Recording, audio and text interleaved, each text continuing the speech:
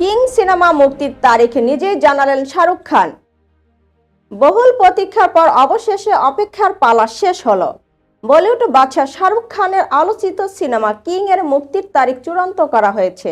জানা গেছে action thriller এই সিনেমাটি 2026 সালের বড়দিনের আগের দিন 24 ডিসেম্বর প্রেক্ষাগৃহে মুক্তি দেওয়া হবে।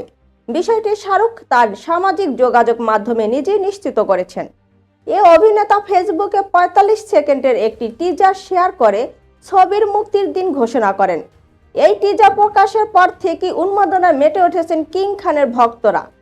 350 কোটি রুপি বাজেটে নির্মিত এই ছবিটি নিয়ে প্রথম যখন ঘোষণা দেওয়া হয় তখন থেকে ব্যাপক উচ্ছ্বাস ছড়িয়ে পড়ে ভক্ত দর্শকের মাঝে।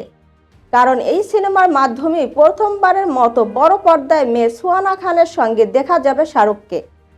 সিনেমার বাবা মেয়ের রসায়ন কেমন হয় তা দেখতেই যেন ভক্তদের আর তর সইছে না।